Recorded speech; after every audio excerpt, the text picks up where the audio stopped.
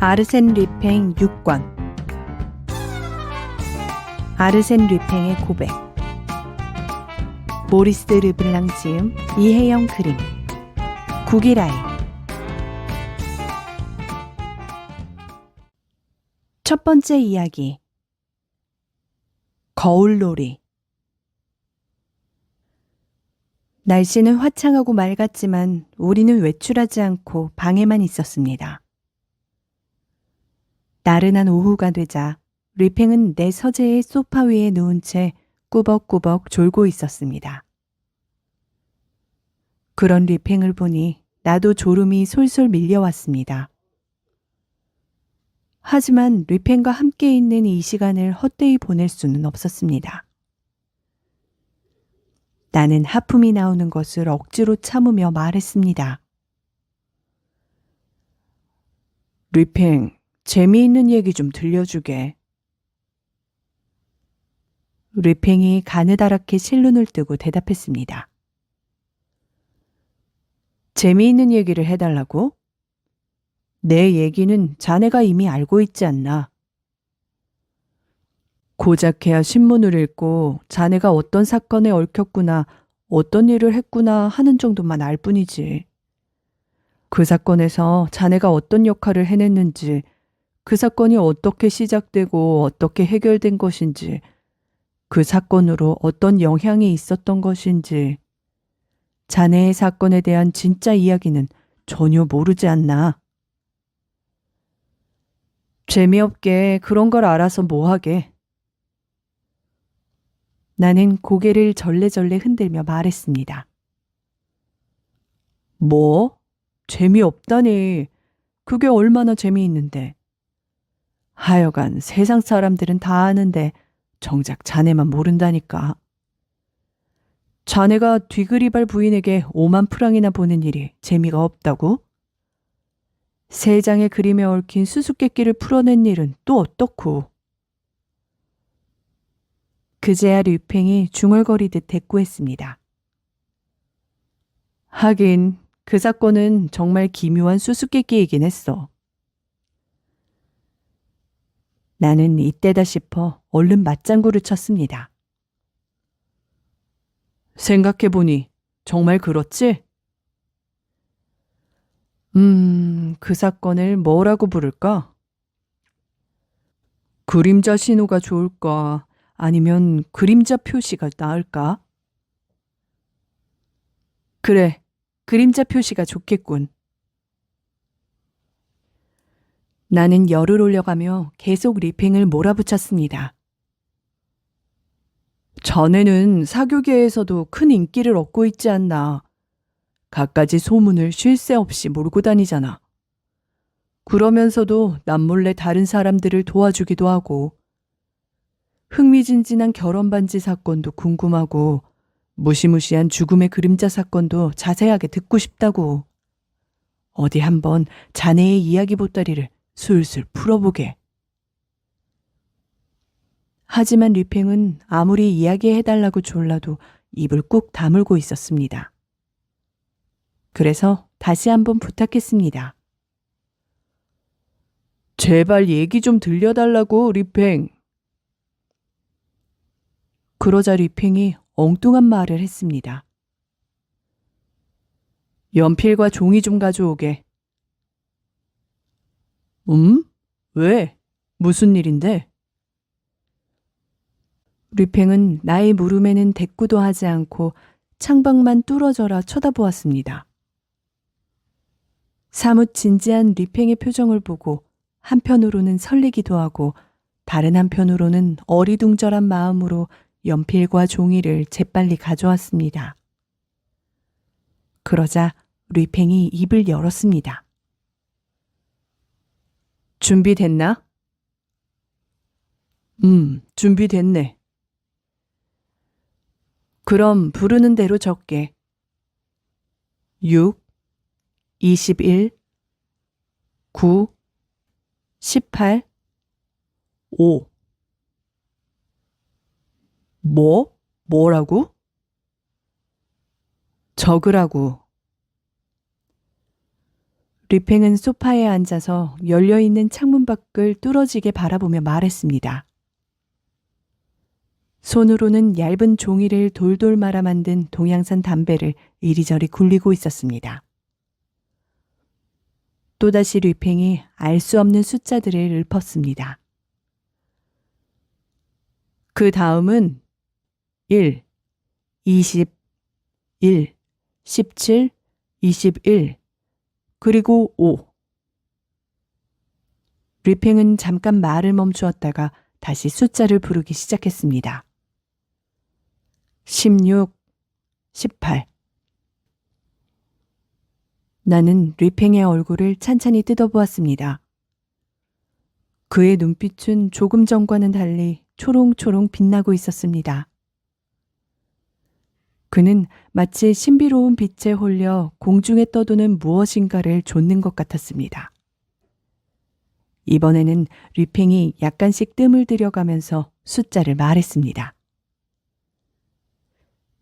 21, 4, 1, 14, 3, 5. 대체 무슨 일인지 궁금해진 나는 목을 쭉 빼서 창밖을 쳐다보았습니다. 하지만 아무리 살펴봐도 내 눈에 보이는 것은 파란 하늘과 맞은편의 낡은 호텔의 벽뿐이었습니다. 눈을 비비고 다시 찾아봐도 평소와 다른 점은 하나도 없었습니다. 몇 년 동안 계속 봐왔던 풍경과 조금도 다르지 않으니 답답할 노릇이었습니다. 리팽이 다시 숫자를 불러주었습니다. 15, 14, 5, 13. 바로 그 순간이었습니다. 아하! 나도 문득 뭔가를 깨닫게 되었습니다. 아니, 깨달았다기보다 뭔가를 보게 된 것입니다. 저 너머 어딘가에서 깜빡깜빡하는 햇빛이 내 시야에 들어왔습니다. 바로 저거구나. 틀림없어. 나는 무릎을 탁 쳤습니다. 그럼 그렇지. 내 친구 리팽은 쓸데없이 시간 낭비를 하는 사람이 아니지. 리팽이 아무 뜻도 없는 숫자 놀이를 할 리가 없었습니다. 누군가가 거울에 햇빛을 비춰가며 거울놀이를 하고 있었습니다. 이를 눈치챈 리팽은 벽에 비치는 햇빛의 수를 세고 있었던 것입니다. 나도 리팽처럼 맞은편 낡은 건물의 벽에 비치고 있는 햇빛을 본 것입니다. 9, 5. 벽에 비치던 햇빛은 몇 초 동안 사라졌다가 다시 나타났습니다. 규칙적으로 깜빡이다가 또 없어졌습니다. 그때 내가 대뜸 외쳤습니다. 19. 나도 모르게 리팽처럼 햇빛의 수를 세고 있었던 것입니다. 리팽이 빙그레 웃으며 말했습니다. 이야, 자네도 눈치챘군 그래. 제법인걸? 리팽의 칭찬에 나는 어깨가 으쓱했습니다. 리팽은 창가로 다가가더니 빛의 방향을 살피려는 듯 창밖으로 고개를 쑥 내밀었습니다. 잠시 창밖을 둘러보던 그는 다시 자리로 돌아와 소파에 편안히 누웠습니다. 그리고 나를 돌아보며 말했습니다. 이번에는 자네가 한번 세어보겠나?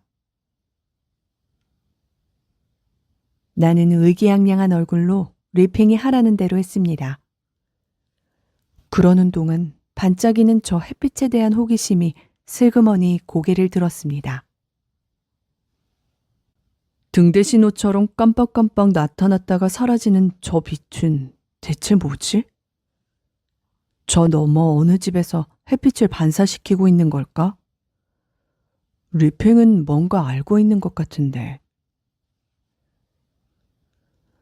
그런데 시간이 갈수록 호기심은 의구심으로 변했습니다.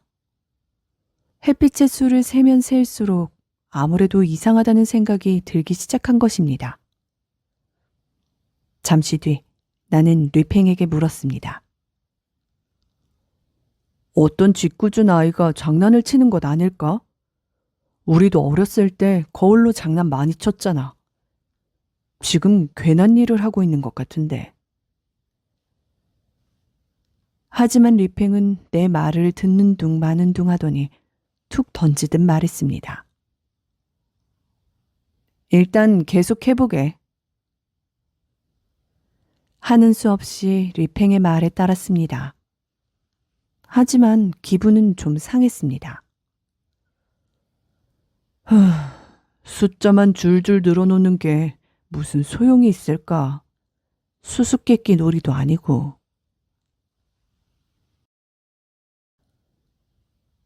나는 계속해서 햇빛의 수를 세어나갔습니다. 햇빛은 내 눈앞에서 축제를 벌이는 것처럼 깜빡거렸습니다.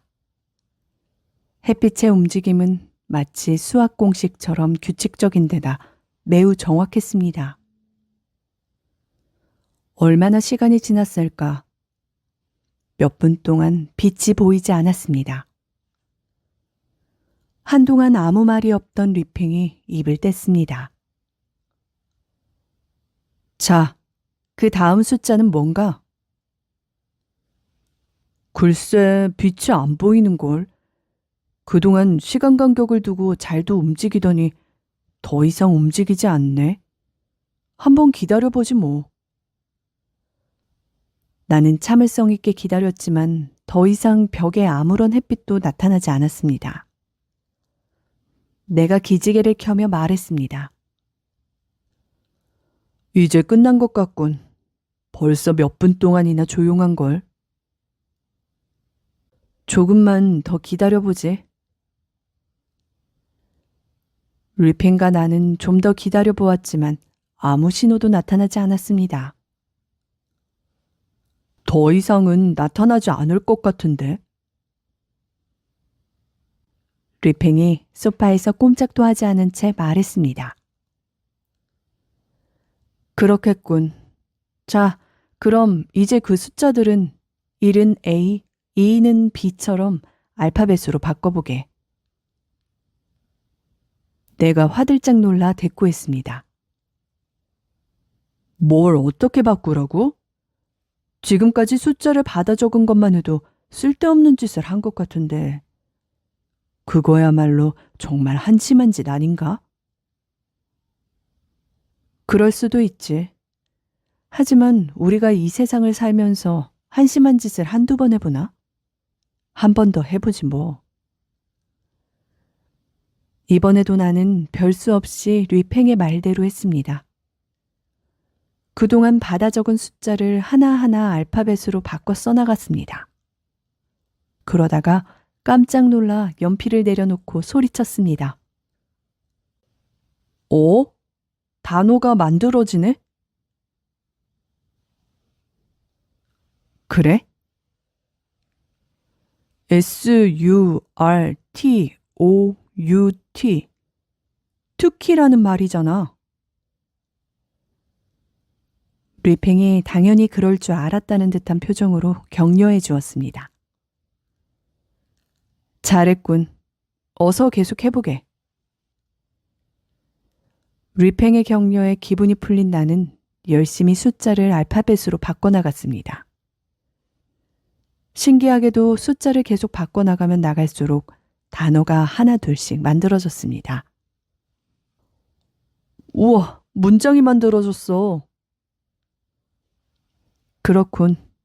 다 된 건가? 다 됐어. 그런데 철자가 틀린 부분이 있는걸? 그래? 틀린 건 신경 쓰지 말고 한번 천천히 읽어주게. 나는 틀린 철자 그대로 또박또박 소리내어 읽어내려갔습니다. 특히 위험으로부터 되망, 도망치고 고격, 공격을 피하며 저 적에게 맞설 때는 최대한 조심하고. 문장을 다 읽고 난 나는 그만 웃음을 터뜨리고 말았습니다. 하하, 마침내 비밀이 풀렸어. 역시 어린아이의 장난이었던 거야. 하지만 나의 웃음에도 리팽의 얼굴은 깊은 생각에 빠진 듯 딱딱하게 굳어 있었습니다. 리팽은 자리에서 조용히 일어났습니다. 그리고 종이를 집어들고 가만히 서 있었습니다. 그 순간 벽시계를 보게 되었는데 시계바늘이 5시 18분을 가리키고 있었습니다. 잠시 뒤 리팽이 종이를 탁 내려놓으며 별것 아니라는 듯 중얼거렸습니다. 간단하군. 그때 5시 30분을 알리는 종소리가 은은하게 울려 퍼졌습니다. 뭐라고? 벌써 알아낸 건가? 이제 고작 12분밖에 안 지났는데? 나는 또 한 번 리팽의 뛰어난 추리력에 깊이 감탄했습니다. 리팽은 방안을 이리저리 왔다 갔다 했습니다. 그러면서 뭔가를 생각하는 듯 하더니 발걸음을 멈추고 말했습니다. 그런데 이상하면서도 흥미롭군. 도대체 왜 문장이 중간에서 끊긴 걸까? 대체 그 이유가 뭘까? 뭔가 곰곰이 생각하던 리팽이 벼랑간 지팡이와 모자를 집어들고 말했습니다. 자, 출발하지. 내 생각이 틀리지 않다면 위급한 일이 터진 것 같아. 대체 뭘 알고 있는 건가? 좀 말해주면 안 되나? 이거 영 답답해서 말이야. 아직은 뭐라고 말하기 어렵긴 한데. 리팽은 나의 팔짱을 슬쩍 끼며 입을 열었습니다. 지금 내가 아는 건 모든 사람들이 알고 있는 내용일 텐데 한번 들어보겠나? 랩스타인 남작은 엄청난 부자의 경마를 아주 좋아하는 것으로 유명하지. 에트나라는 그의 말은 경마대회에서 2번이나 우승했잖아? 그렇지. 그런데 랩스타인 남작 부인이 더 유명하지 않나? 맞아. 랩스타인 남작 부인은 금발머리를 자랑하며 항상 화려한 옷으로 꾸미고 사치스러운 생활을 하는 것으로 유명하지. 그런데 2주일쯤 전에 300만 프랑이나 되는 남작의 돈과 보석들을 들고 사라졌다지. 다이아몬드, 진주 등 잠시 맡아둔 베르니 공주의 보석까지 몽땅 가지고 말이야. 나도 신문에서 읽었네. 내일쯤 랩스타인 남작은 어쩔 수 없이 베르니 공주에게 돈을 줄 거라고 하던데. 베르니 공주에게 진 빚을 갚으려고 경주마와 집도 팔았다더군. 그래, 맞아. 그동안 랩스타인 남작은 프랑스뿐만 아니라 온 유럽으로 사람들을 보내 부인을 뒤쫓았어. 부인을 찾아주는 사람에게 10만 프랑을 주겠다며 현상금까지 선뜻 내걸었지. 남작 부인은 가는 곳마다 돈을 펑펑 쓰고 다녀서 늘 꼬리를 밟혔지만 거의 잡힐 뻔한 찰나마다 미꾸라지처럼 잘도 도망을 치곤 했지. 남작으로서는 땅을 치며 안타까워할 노릇이었을 거야. 그러던 어느 날 가니마르 경감이 끈질기게 뒤쫓아서 드디어 벨기에의 큰 호텔에서 남작 부인을 붙잡았어. 정말 그런 일이 있었나? 그렇다네. 그런데 붙잡힌 여인은 남작 부인이 아니었어. 뭐라고? 남작 부인인 줄 알았던 그 여인은 전혀 다른 사람이었어. 넬리 다르넬이라는 유명한 여배우였지. 그 뒤 남작 부인은 어디로 갔는지 흔적도 없이 연기처럼 사라졌다네. 오, 정말 영화 같은 얘기로군. 내가 고개를 갸우뚱하며 물었습니다. 그런데 그 랩스타인 남작의 이야기와 이 알쏭달쏭한 문장이 서로 어떤 관계가 있는 건가? 그런 것 같네. 우리는 밖으로 나와 거리를 걸었습니다. 리팽은 거리를 걸으며 건물들을 눈여겨보았습니다. 그러다가 한 낡은 건물 앞에서 발걸음을 멈췄습니다. 아까 우리가 본 빛은 이 건물에서 나온 게 확실해. 4층 창문이 아직 활짝 열려 있군. 리팽이 건물을 관리하는 아주머니에게 다가가 물었습니다. 말씀 좀 여쭙겠습니다. 혹시 이곳에 랩스타인 남작과 관계 있는 사람이 살고 있나요?